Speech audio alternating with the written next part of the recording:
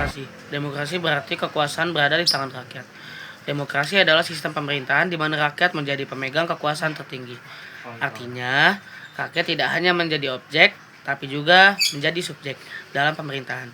Pemerintah dipilih oleh rakyat dan harus bekerja untuk kepentingan rakyat.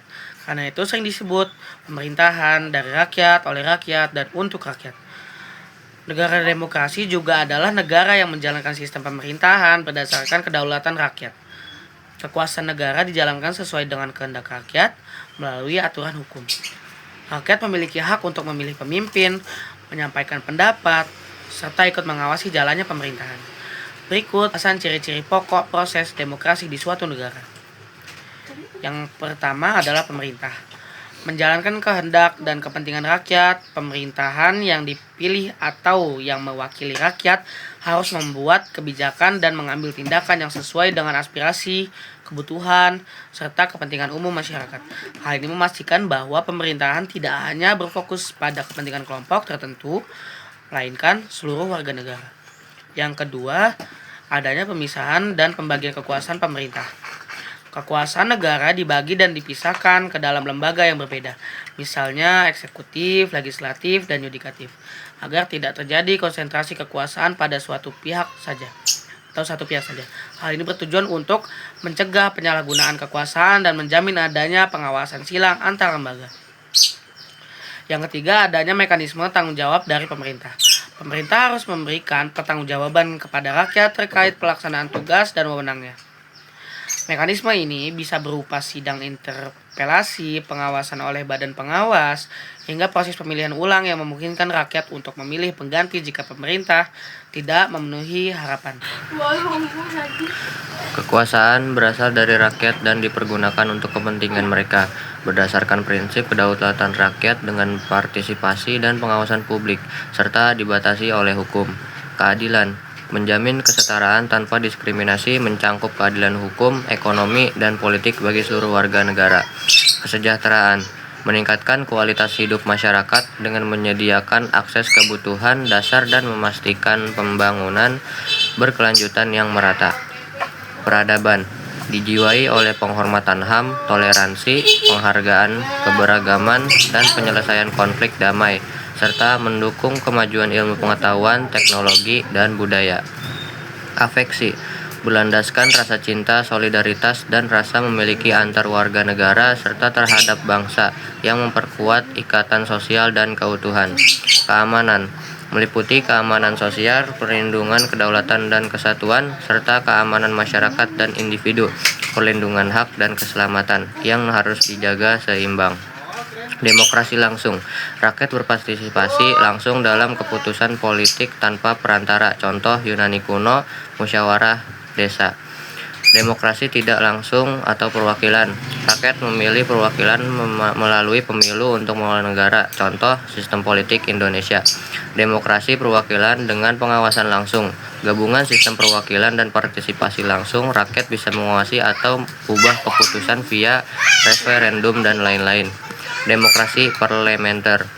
Kekuasaan eksekutif berada pada Perdana Menteri dan kabinetnya yang bertanggung jawab kepada parlemen. Kepala negara seperti raja atau presiden kehormatan memiliki peran simbolis tanpa wewenang eksekutif yang nyata. Jika parlemen tidak percaya kepada Perdana Menteri atau kabinet, mereka dapat digantikan melalui mekanisme seperti vote of no confidence. Contoh Inggris dan Jepang. Demokrasi presidensial. Kekuasaan eksekutif berada pada presiden sebagai kepala negara sekaligus kepala pemerintah yang dipilih langsung tidak langsung oleh rakyat. Presiden bertanggung jawab kepada rakyat, buka parlemen, dan memiliki wewenang yang jelas dibatasi oleh konstitusi. Terdapat pemisahan kekuasaan yang jelas antara lembaga eksekutif, legislatif, dan yudikatif untuk saling mengawasi. Contoh Indonesia, Amerika Serikat. Ciri utama sistem demokrasi ada dua hal. Yang pertama, tegaknya hukum atau law enforcement di masyarakat, yang berarti seluruh elemen masyarakat dan lembaga negara tunduk pada hukum, serta hukum ditegakkan secara adil dan konsisten. Yang kedua, pengakuan hak asasi manusia bagi setiap anggota masyarakat, yang menjamin setiap orang memiliki hak dan kebebasan yang sama tanpa diskriminasi, serta hak tersebut dilindungi oleh negara. Menurut Melvin E. Urowsky, negara demokrasi harus memiliki 11 prinsip dasar, yaitu 1. Konstitusionalisme. Pemerintahan dijalankan berdasarkan konstitusi atau undang-undang dasar, bukan kekuasaan sewenang-wenang. Yang kedua, democratic election, pemilihan yang demokratis. Pemilu dilakukan langsung, umum, bebas, rahasia, jujur, dan adil.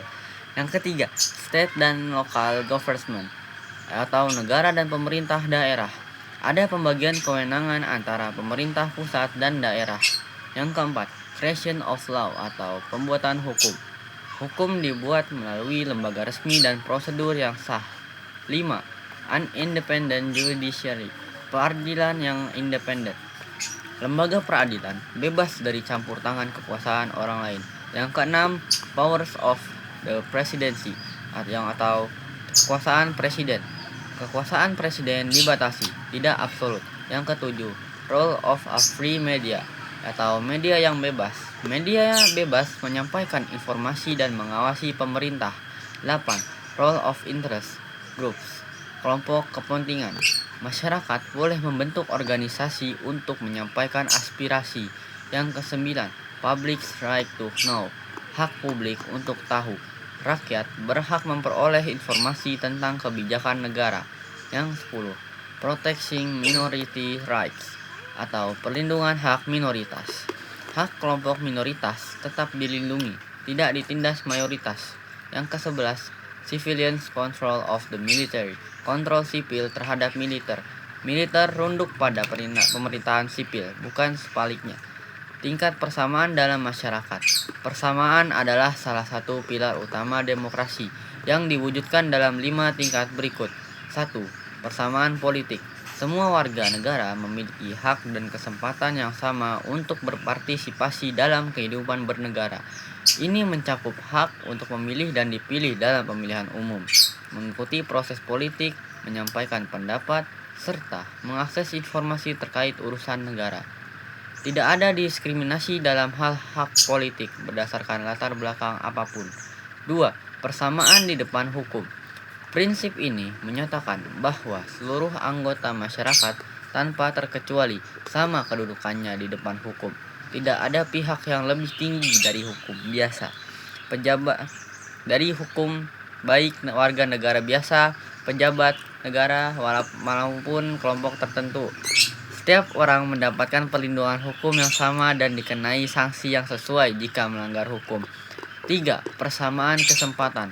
Negara dan masyarakat menjamin setiap orang memiliki akses yang sama terhadap kesempatan dalam berbagai bidang seperti pendidikan, pekerjaan, dan pengembangan diri.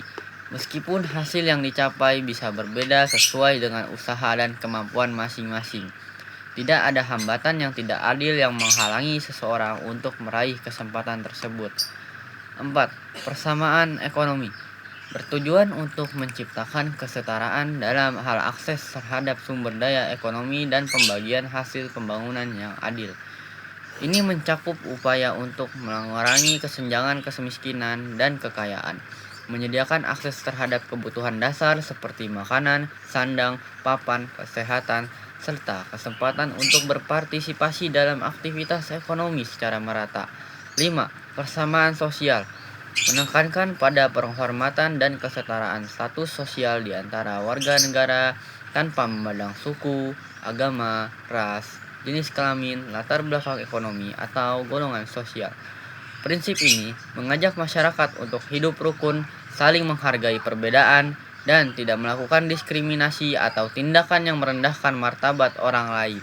Demokrasi di Indonesia mulai berkembang sejak diterbitkannya Maklumat Wakil Presiden Nomor 10 tanggal 3 November 1945. Maklumat ini menganjurkan pembentukan partai politik agar rakyat dapat menyalurkan aspirasi dan menjadi awal penerapan demokrasi di Indonesia. Periodisasi perkembangan demokrasi di Indonesia. Yang pertama, demokrasi liberal. Dari tahun 1950 sampai 1959 berdasarkan UUD 1950 dengan sistem parlementer. banyak partai politik aktif. Pemilu pertama tahun 1955. Tujuannya untuk mewujudkan pemerintahan rakyat pasca kemerdekaan. Tantangannya yaitu ketidakstabilan kabinet dan ancaman separatis. Yang kedua, demokrasi terimpin. Dari tahun 1959 sampai 1966. Dimulai dengan Dekret Presiden 5 Juli 1959 kembali ke UUD 1945. Pimpinan kuat dengan wewenang presidensial yang luas, tujuannya untuk menstabilkan negara dan menguatkan kesatuan bangsa. Tantangannya yaitu ketegangan politik yang berjuang pada peristiwa 30 September 1965. Yang ketiga, demokrasi Pancasila dari masa Orde Baru, yaitu tahun 1966 sampai 1998. Pancasila sebagai dasar negara tunggal.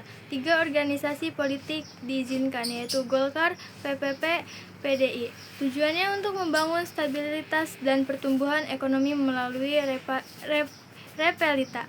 Tantangannya yaitu pembatasan kebebasan politik dan masalah KKN. Yang keempat, demokrasi reformasi.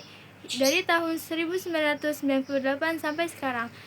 Amandemen UUD 1945 sebanyak 4 kali. Pemilihan presiden langsung, adanya DPD. Tujuannya untuk menegakkan kedaulatan rakyat, HAM, dan pemerintahan yang baik. Tantangannya yaitu polarasi politik, penyebaran hoaks, dan perluasan literasi politik. Pada masa demokrasi liberal, yaitu 1950 sampai 1959, Indonesia menganut sistem parlementer sehingga kabinet sangat tergantung pada dukungan partai politik di DPR. Karena banyak partai dan sering terjadi perbedaan pendapat, kabinet mudah jatuh dan sering berganti. Akibatnya, pemerintahan kurang stabil. Beberapa kabinet yang pernah memerintah pada masa ini antara lain Kabinet Natsir, Sukiman Suwirjo Wilopo, Ali I, Burhanuddin Harahap, Ali II, dan Juanda. Pada masa demokrasi terpimpin, Presiden Soekarno mengeluarkan Dekret Presiden 5 Juli 1959 yang menyatakan UUDS 1950 tidak berlaku dan kembali menggunakan UUD 1945. Sejak itu, kekuasaan presiden menjadi lebih besar dan sistem pemerintahan tidak lagi sepenuhnya demokratis. Orde Baru berkeinginan melaksanakan Pancasila dan Undang-Undang Dasar Negara Republik Indonesia tahun 1945 secara murni dan konsekuen sebagai kritik terhadap Orde Lama yang dianggap telah menyimpang dari Pancasila. Dengan demikian, sistem politik ini diberi nama demokrasi Pancasila. Tujuannya ingin menjalankan Pancasila dan Undang-Undang Negara Republik Indonesia 1945 dengan murni dan konsekuen, yang diutarakan sebagai kritik terhadap sistem politik sebelumnya yang dianggap menyimpang dari nilai-nilai Pancasila. Dan sistem yang diterapkan pada masa itu dinamakan demokrasi Pancasila. Untuk pertama kalinya pada tahun 2004, bangsa Indonesia melaksanakan pemilihan presiden dan wakil presiden secara langsung oleh rakyat. Pemilu diikuti oleh 24 partai politik. Tahun 2004 menjadi tonggak penting karena merupakan perdana Indonesia melaksanakan pemilihan presiden dan wakil presiden secara langsung oleh rakyat atau pemilu pilpres langsung. Pada pemilu tersebut ada 24 partai politik yang berpartisipasi dan mengikuti prosesnya. Ini adalah perilaku mendukung tegaknya nilai-nilai demokratis. Yang pertama ada menjunjung tinggi persamaan. Nah, setiap orang memiliki kedudukan dan hak yang sama di bawah hukum dan dalam kehidupan berbangsa negara. Yang kedua, ada menjaga keseimbangan antara hak dan kewajiban. Tidak hanya menuntut hak, tetapi juga menjalankan kewajiban sebagai warga negara dengan baik. Yang ketiga, membudayakan sikap bijak dan adil. Berpikir jernih, menghargai pendapat lain, serta bertindak adil terhadap semua pihak. Yang keempat, ada membiasakan bermusyawarah dan bermufakat. Mengambil keputusan melalui diskusi bersama hingga mencapai kesepakatan yang dirasa baik oleh semua pihak. Dan yang terakhir ada mengutamakan persatuan dan kesatuan nasional, yaitu menjadikan kesatuan bangsa sebagai prioritas utama di atas kepentingan individu atau kelompok. Membangun kehidupan yang demokratis di Indonesia. Kehidupan keluarga. Dalam kehidupan keluarga, nilai demokrasi diterapkan dengan memberikan hak dan kewajiban yang sama kepada setiap anggota keluarga. Setiap anggota keluarga berhak menyampaikan pendapat, ikut berdiskusi, dan terlibat dalam pengambilan keputusan bersama. Hak dan kewajiban tersebut harus dihormati agar tercipta suasana keluarga yang rukun, adil, dan harmonis. Kehidupan bermasyarakat. Dalam kehidupan bermasyarakat, penerapan demokrasi sangat penting untuk menciptakan kesejahteraan bersama. Masyarakat perlu bekerja sama, bergotong royong, dan saling menghormati tanpa membedakan latar belakang. Dengan adanya sikap toleransi dan kerjasama, kepentingan bersama dapat diutamakan dibandingkan kepentingan pribadi. Lingkungan sekolah. Di lingkungan sekolah, budaya demokrasi dapat diwujudkan dengan menerima perbedaan pendapat, menghargai pandangan orang lain, dan bersikap terbuka dalam berdiskusi. Setiap orang, siswa diberikan kesempatan untuk berpendapat, serta diajarkan menyelesaikan masalah melalui musyawarah agar tercipta lingkungan belajar yang adil dan nyaman.